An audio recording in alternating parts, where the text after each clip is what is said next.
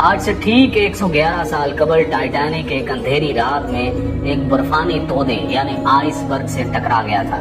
اس وقت جہاز پر سوار زیادہ تر افراد نیند کی آغوش میں تھے۔ حادثے کے وقت ٹائٹینک 41 کلومیٹر فی گھنٹہ کی رفتار سے انگلینڈ کے شہر ساؤتھ ہمپٹن سے امریکہ کے شہر نیو یارک کی طرف جا رہا تھا، اور صرف 3 گھنٹے کے اندر 14 اور 15 اپریل 1912 کی درمیانی رات ٹائٹینک بحر اوقیانوس میں ڈوب گیا۔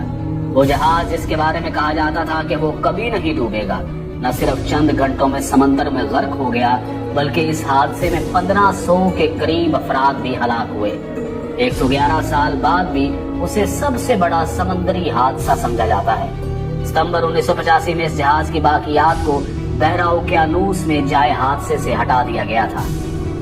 حادثے کے بعد یہ بحری جہاز کینیڈا سے 650 کلومیٹر کے فاصلے پر 3843 میٹر کی گہرائی میں 2 حصوں میں پٹ گیا، اور دونوں حصے ایک دوسرے سے 800 میٹر کے فاصلے پر پڑے تھے۔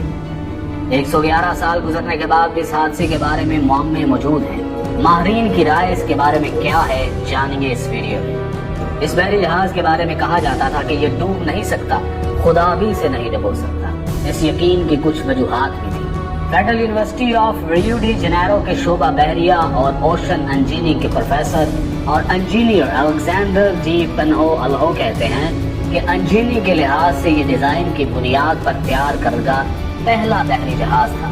کئی واٹر ٹائٹ کمپارٹمنٹس بنائے گئے تھے، یعنی جہاز کا ایک کمرہ پانی سے بھر بھی جائے تو دوسرے کمرے کو غرق نہیں کر سکتا تھا۔ وہ بتاتے ہیں کہ اس جہاز کی تیاری کے دوران کچھ مشکلات پیش آئی تھی، جیسا کہ جہاز کی اونچائی کتنی رکھی جائے گی تاکہ بجلی کی تاریں اور پانی کے پائپ ٹھیک سے کام کر سکے۔ اس پر بہت سوچ بچار کی گئی تھی۔ پروفیسر الہو کے مطابق اس پر غور کرنے کے بعد اس وقت کے انجینئرز نے جہاز کی اونچائی کا تعین کیا، یہاں تک کہ سیلاب کی صورت میں انہوں نے اندازہ لگایا کہ پانی چھت کی اونچائی تک نہیں پہنچے گا۔ انہوں نے چھت پر محفوظ کمپارٹمنٹ بھی بنائے تھے، لیکن تب کسی نے برف کے تودے سے زبردست ٹکراؤ کا سوچا بھی نہیں ہوگا۔ ماہرین کا کہنا ہے کہ تصادم اتنا زوردار تھا کہ جہاز کی مین باڈی میں جہاز کی نصف لمبائی تک سوراخ ہو گیا تھا۔ ایسی حالت میں پانی ڈیک تک پہنچ گیا تھا، جہاز پانی سے بھرنے لگا تھا۔ ایسی صورتحال میں ریسکیو ممکن نہیں ہوتا۔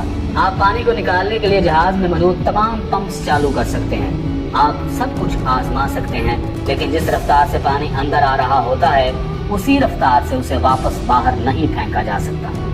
ایک زبردست تصادم کے بعد جہاز کی ساخت میں تبدیلی آئی اور دروازے بند نہیں ہو رہے تھے، وہ پھنس گئے تھے۔ ٹائٹینک کو اس دور میں بھی خالص سٹیل سے بنایا گیا تھا، لیکن اس وقت کا سٹیل ایسا نہیں تھا، آج کی فولاد کی طرح مضبوط نہیں تھا۔ بڑے حادثوں کے بعد اس کی وجوہات میں انسانی غلطیاں ہمیشہ پائی جاتی ہیں۔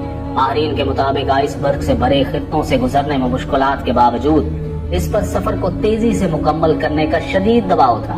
دراصل یہ دباؤ بلو بینڈ حاصل کرنے کے لیے تھا۔ 1839 میں شروع ہونے والا یہ اعزاز بحر اوقیانوس کو عبور کرنے والے تیز ترین جہاز کو دیا جاتا تھا۔ ٹائٹینک کو اس اعزاز کا سب سے مضبوط دعوے دار سمجھا جاتا تھا۔ اس وقت دنیا کی بڑی کمپنیوں کے درمیان جہاز بنانے کا مقابلہ تھا۔ اس وقت انگلینڈ اور جرمنی کے درمیان مقابلہ تھا کہ سب سے بڑے اور تیز ترین جہاز کون بنائے گا۔ سب سے بڑے اور تیز ترین جہاز کو سرکاری طور پر بلو بینڈ مل گیا۔ اس کارنامے کو حاصل کرنے کے لیے کسی بھی جہاز کے لیے پہلا سفر سب سے اہم سمجھا جاتا تھا۔ پہلے سفر کے دوران جہاز کی حالت سب سے بہتر ہوتی ہے۔ جہاز پہلے سفر میں تیز ترین رفتار حاصل کر سکتا ہے، اور ٹائٹینک نے بھی تیز ترین رفتار حاصل کرنے کی کوشش کی تھی۔ بچ جانے والے لوگوں میں سے بہت سے لوگوں نے بتایا تھا کہ جہاز کے کپتان کو ارد گرد کے علاقوں میں برف کے تودوں کے بارے میں اطلاع دی گئی تھی، لیکن اس نے جہاز کی رفتار کم نہیں کی، کیونکہ وہ تیز رفتاری سے بحر اوقیانوس کو عبور کر کے بلو بینڈ حاصل کرنا چاہتا تھا۔ لیکن یہی تیز رفتاری اور غرور و تکبر اور خدا کو چیلنج اس جہاز کو ڈبونے کا سبب بنے۔ ٹائٹینک حادثے میں 1500 کے قریب افراد ہلاک ہوئے۔ اس کے بعد سمندری جہازوں کے حفاظتی نظام کو بہتر بنانے کی کوششیں شروع کر دی گئیں۔ اس حادثے کے بعد سمندری جہازوں کی حفاظت کے لیے ریڈار جیسے آلات کی تیاری شروع کی گئی۔ ٹائٹینک کے حادثے میں بہت سے لوگ اس لیے مارے گئے کہ ان کے پاس لائف بوٹس نہیں تھی، اور ٹائٹینک میں لائف بوٹس اس لیے بھی کم تھی کیونکہ ان کا دعویٰ تھا کہ یہ جہاز کبھی نہیں ڈوب سکتا۔ اس یقین کی وجہ سے جہاز میں صرف آدھی لائف بوٹس رکھی گئی تھی۔ یہ حادثہ سمندری جہازوں کی حفاظت کے حوالے سے ایک اہم سنگ میل ثابت ہوا۔ سمندری جہازوں کی حفاظت کے لیے ادارہ جاتی فریم ورک بنایا گیا. تعمیر کے دوران حفاظتی پیرامیٹرز کا خیال رکھا گیا. اسے مسلسل بہتر بنانے کے منصوبے پر کام کیا گیا.